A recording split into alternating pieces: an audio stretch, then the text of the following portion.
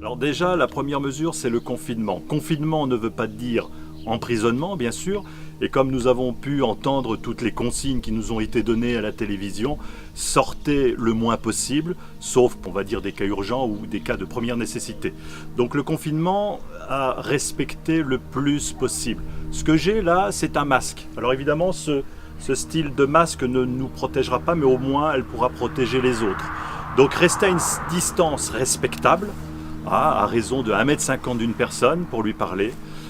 C'est suffisamment raisonnable. Je vois des personnes prendre leur masque dans leur voiture alors qu'il n'y a absolument personne. Sachez que le virus ne se promène pas dans l'air et vous ne l'attraperez pas comme ça.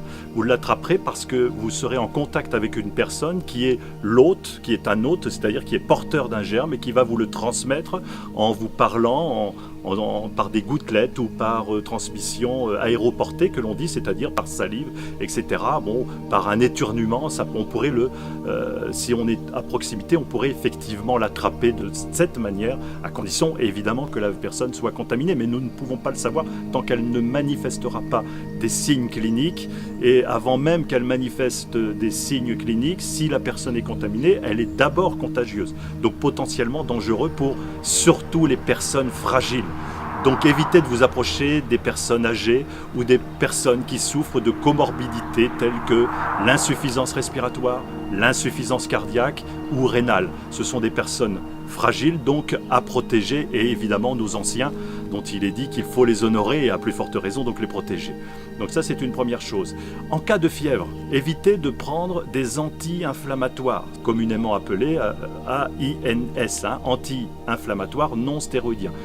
En cas de fièvre, plutôt privilégier le paracétamol, qui peut se décliner sous plusieurs noms tels que Doliprane, Dafalgan ou Efferalgan.